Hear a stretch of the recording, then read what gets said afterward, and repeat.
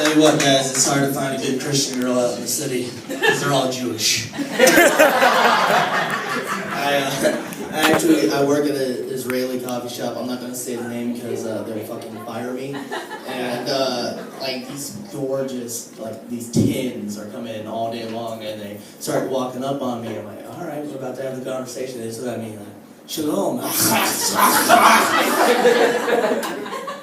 Pardon? Oh, no, I'm sorry. I thought you were Israeli because of your beard and your face. It's like, no, but thank you. I mean, I guess that means it looks like I have money or something. I don't know. But, don't awe that. It was funny. Alright. But, what's it called? It's something that's always been true to me in my life.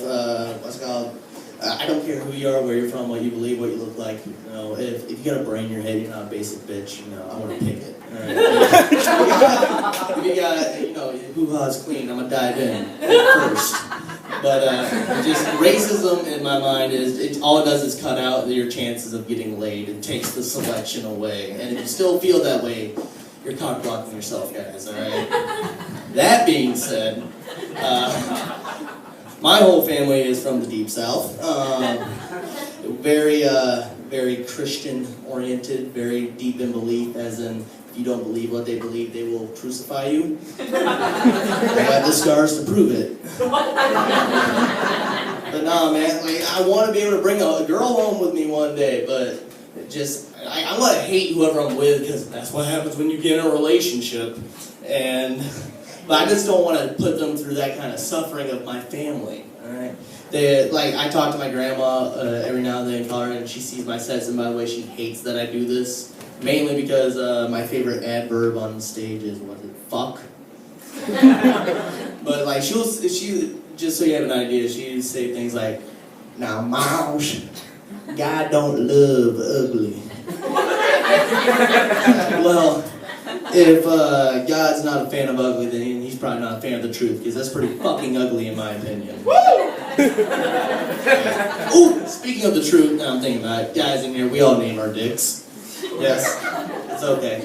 Don't worry, your wife's not listening. No, it's cool. But mine, I named my dick the truth. Because it's something that hurts at first, and it's kind of hard to swallow.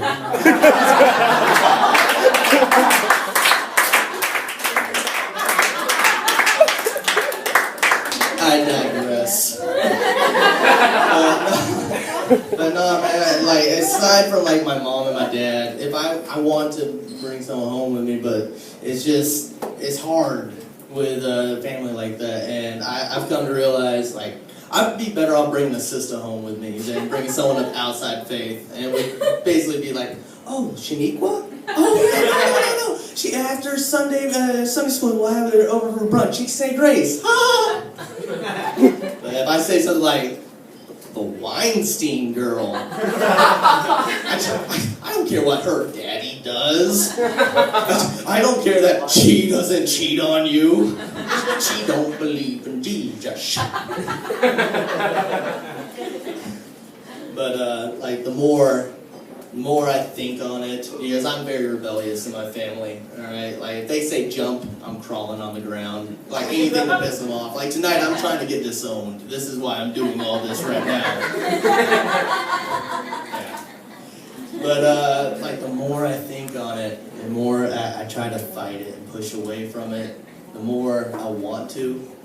And I just have this unbelievable little fantasy in my head that gets worse and worse each day. I can see it now. Bible open on the nightstand. That's Sodom and Gomorrah shit. We're getting nasty, alright? We got mood lighting by Menorah. There she is, laying on the bed, bra made of yarmulkes. Battery-powered dreidel just going to town. And there I am, standing there wearing nothing but a priest collar and a rosary hanging off my dick. I say, come, time for your Hail Marys. Come indulge in the truth, the light and the way. I I've done enough things in my head that I'm burning in hell in 2 different religions, alright? That's how that works. Oh man, you guys are a good crowd, I'm digging it. Clap for yourself.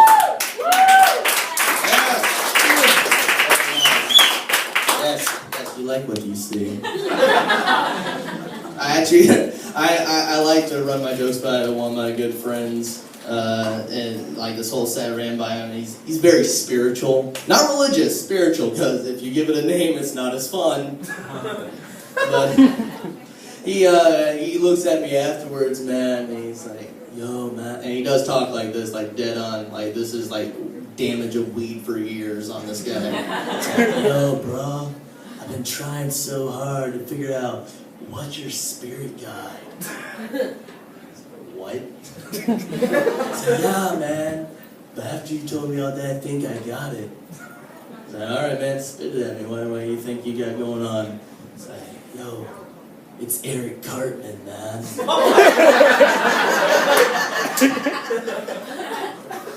Really? I just look at him and was like, screw you, Dad. I'm going home. Oh, man. Well, I don't know. I'm trying to think. Maybe I should. You guys want to hear an embarrassing story? A good.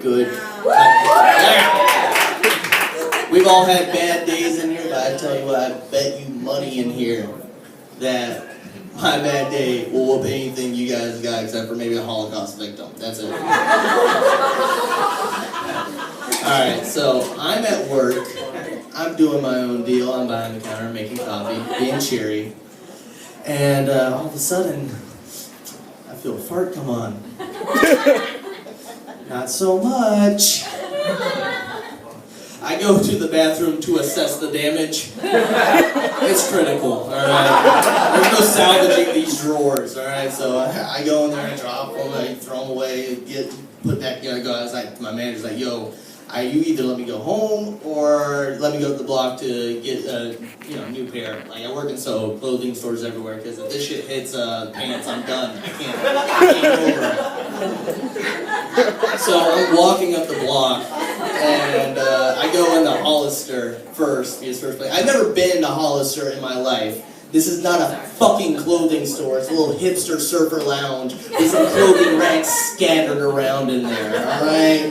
Like, it's dark, I'm bumping into shit, I can't hear the music's too loud, everyone in there looks the same, I don't know if I'm getting help. I get frustrated, I just walk out, alright? I go across to the American Eagle because it's a little better lit. So I'm in there and I'm doing my thing, but there's girls in there. I'm making eyes. I'm not gonna actually flirt with them up close. I'm too pussy for that shit. But I'll flirt from afar. Hey, how you doing? Yeah. But like I'm noticing, I'm getting like they're giving me some eyes. I'm like, okay. I don't know what. Maybe this free balling thing's working for me. I need to do this more often. So I finally find a customer service guy in there, and he's a gay guy, no judgment, whatever. But I go up to him and say, hey sir, I need to find your underwear section, can you please help me out? And he just stands there and looks at me, he's like, oh, I can tell. And like, do they just know now? Is this like the Sixth Sense, me picking out girls without a bra on? And he just very subtly just looks at me and like, I look down. My junk has been hanging out of the zipper the entire time. It gets worse. In my panic, I zip too fast. And I scream. If they didn't know, they know now. And I still have to buy the underwear. So I'm like, okay, just get in line, do your deal, no one will ever see you again. This is New York, no one ever runs into each other unless they know each other. Until I realize I'm still in my work shirt. Just blatantly there. It's not like I work at McDonald's. There's only 4 of my stores in the city and mine's right down the fucking block, alright? Guess who's getting visitors for the rest of the night? Dude, that's the guy! The only thing that kept me from going home to cut myself and cry is the little sociopath in my head. It's like, hey man, at least you got enough going on down there that they noticed. Thank you very much, guys. Y'all been wonderful. Miles Hollis. Miles Hollis.